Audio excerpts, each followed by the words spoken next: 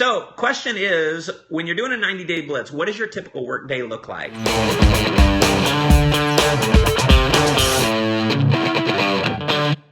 I've done a handful of 90-day blitzes in my career over the last 20 years. Really, the first one I ever did was about 15, 16 years ago.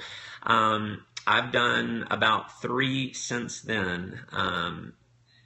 And when I say I've done 3, I've done blitzes, but I'm talking all in, laser focused, working like you've never worked in your life, working like your life depended on it, burning the candle at both ends. And, if you have a job, here's what a 90-day blitz looks like.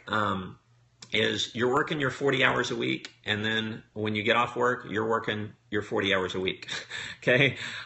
You're working 80 plus hours a week. And this is why most people really don't have what it takes. Most people do not have what it takes to go through a 90-day blitz. And, I've trained on this at a lot of different events, and, I'm just real open and honest about it. If I'm in a room full of 1,000 people, when I do a training on a blitz and I'm like, here's exactly how you do a blitz, maybe 1 out of 100 are actually going to do it, if that. So very few actually have what it takes to do a 90-day blitz, because here's what it looks like. When I did my first 90-day blitz, I was full-time. I went full-time. I had been working as a waiter.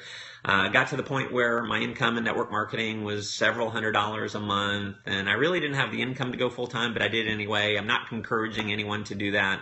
It is foolish. I've made that mistake before. I had it, and I got into major financial scarcity mode.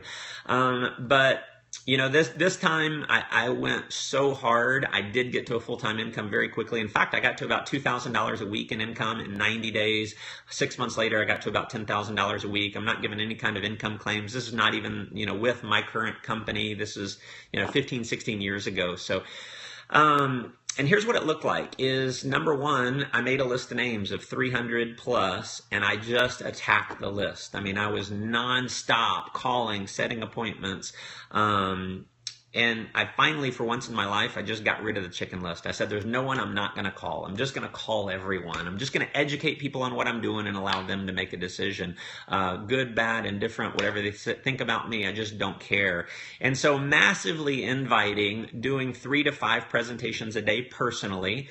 You're not going to be able to keep up 3 to 5 presentations for your personal guests, because eventually you run out of names. But the goal is to be able to continue doing 3 to 5 presentations a day for your organization. And so that's what happened is I personally enrolled 30 people in 1 month, 30 people in 30 days.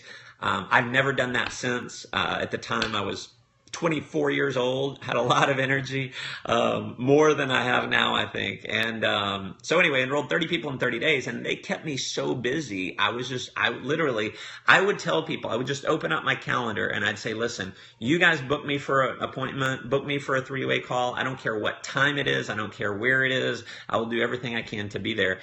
And I had some, people who had jobs and businesses and things like that. And I would let them know, listen, I know, if you ever go to Starbucks before, go in half an hour early, set up an appointment for me, and I'll go do the presentation.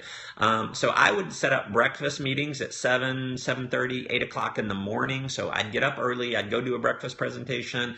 I'd do, something before lunch. I'd do a lunch presentation, an afternoon presentation, an after work presentation, an evening presentation, a late night presentation. And literally I was doing anywhere from 3 to 6, 7, 8 presentations a day running around. Now, when I averaged 7,000 minutes a month on my cell phone bill. 7,000 minutes a month. If you think about how many hours on the phone that is in a month, that's a lot of hours if you do the math. So I was all in. And if I wasn't presenting, if I wasn't inviting, then I was on the phone promoting events. I was on the phone sharing success stories. I was on the phone following up with people who were on the fence. I was on the phone building belief in my organization. In fact, I had a spreadsheet that I kept. And in the spreadsheet, it would have my leaders. I would have their names as the rows. And then in the column, I narrowed the columns to where I would have Monday through Sunday repeated. And I would look at this and I would make sure that I personally called all of my leaders every 2 or 3 days. And so I had something, physical that I could track, and I could see who I hadn't talked to in a few days. And so I was on the phone building belief, and I would just pouring into my organization, pouring into new people.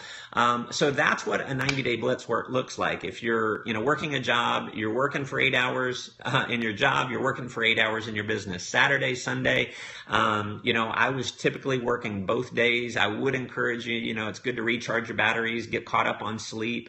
I personally slept probably 4 or 5 hours a night. I'd catch up on the weekends. Saturdays, I was, 8 to faint. Sundays, I'd usually sleep in, and I might do something in the afternoon and the evening. You can take a day off. If you're full-time in your business, realize most people who say they're full-time in network marketing are not really full-time in network marketing.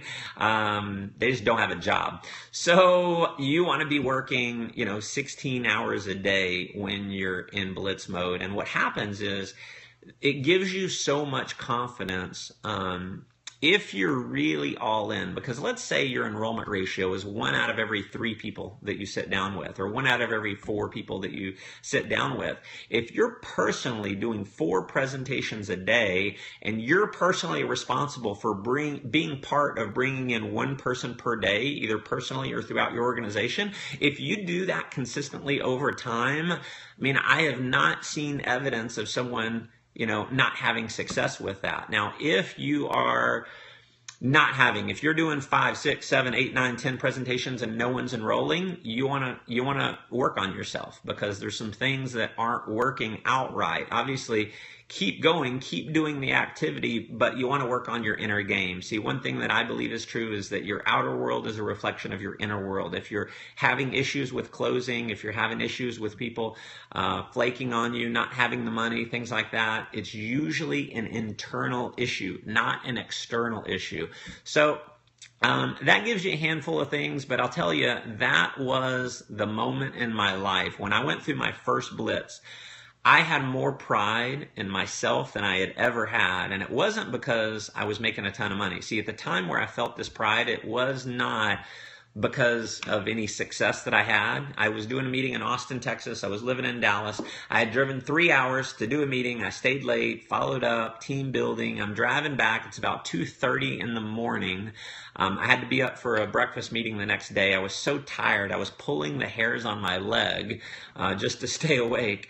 But what happened was I got this rush of pride for myself, because for the first time in my life, I was going all in. For the first time in my life, I was working as hard on my dreams as I knew I could. And, that's what my wish would be for you guys is work so hard, you really feel that pride for yourself. So I appreciate that question. Thank you so much for asking.